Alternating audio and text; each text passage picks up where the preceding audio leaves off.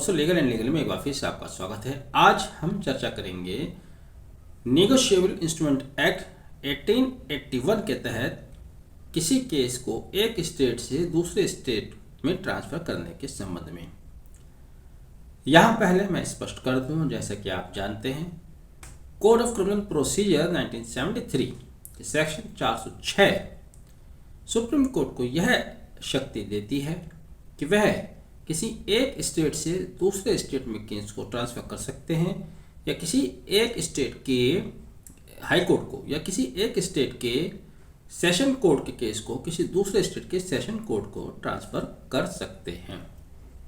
अब सवाल यह पैदा होता है, क्या 406 में सुप्रीम कोर्ट को दी गई यह शक्ति सेक्शन 138 के तहत चेक बाउंसेस के केसेस में भी उनको यह प्रावधान करती है कि वह 138 के तहत चल रहे किसी मुकदमे को एक स्टेट से दूसरे स्टेट में ट्रांसफर कर दे।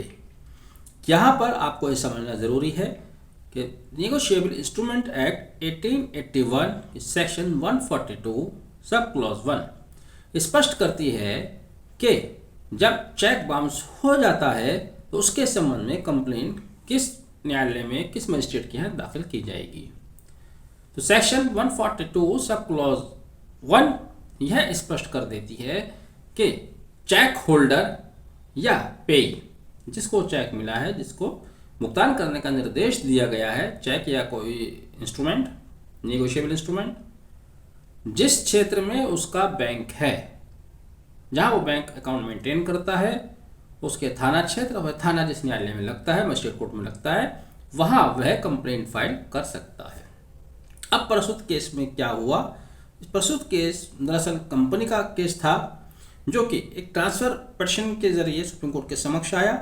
योगेश उपाध्याय बनाम एटलांटो लिमिटेड। अब ये एटलांटो लिमिटेड, इनके 6 चेक जो कि योगेश उपाध्याय ने दिए हुए थे बाउंस हो जाते हैं। इन 6 चेक में से 4 के केसेस ये द्वारका कोर्ट दिल्ली में कंप्लेंट फाइल करते हैं और 2 चेक के केसेस वो नागपुर में फाइल कर देते हैं। कंपनी है, इनका अकाउंट वहाँ भी होगा, तो 2 चेक इन्होंने वहाँ नागपुर में लगाए, वहाँ बाउंस हुए, डिसऑनर हुए। अब जो एक्यूज्ड हैं इस केस में योगेश उपाध्याय सुप्रीम कोर्ट आते हैं। 406 के तहत सुप्रीम कोर्ट से आग्रह करते हैं कि उनके केसेस जो कि नागपुर में चल रहे हैं उनको भी द्वारका दिल्ली स्टेट ट्रांसफ़र कर दिया जाए। जिस पर कंप्लेनेंट जो इस ट्रांसफ़र पिटीशन के अपोजिट हैं, रेस्पोंडेंट हैं एटलांटा लिमिटेड, उनका कहना था कि सुप्रीम कोर्ट की यह शक्ति धारा 406 नेगोशिएबल इंस्ट्रूमेंट एक्ट 1881 की सेक्शन 142 पर एप्लीकेबल नहीं होती। यदि सुप्रीम कोर्ट द्वारा केस को ट्रांसफर किया जाता है तो वह सीधे सीधे धारा 142 सब क्लॉज 1 को ओवरराइड करने जैसा होगा।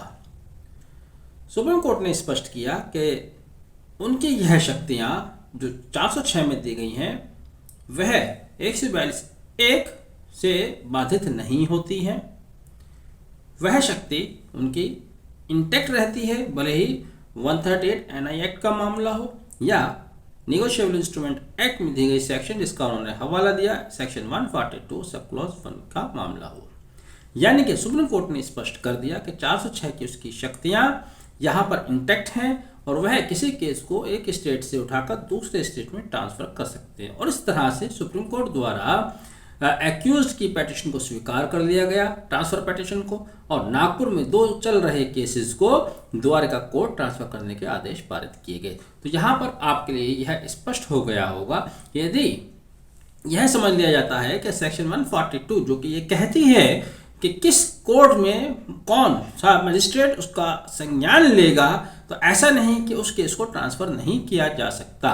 सुप्रीम कोर्ट का यह भी कहना था कि सेक्शन 142 सब क्लॉज 1 एक सिंपल उसको जुरिसडिक्शनल एरिया बताती है कि जब कोई केस इस तरह की इंसिडेंट होता है, चेक बाउंस होता है, तो आपको कंप्लेंट कहाँ फाइल करनी है। लेकिन इसका मतलब यह नहीं है कि उसकी 406 CRPC के तहत दी गई शक्तियाँ इससे टकरा जाती हैं या उन पर कोई रोक लग जाती है।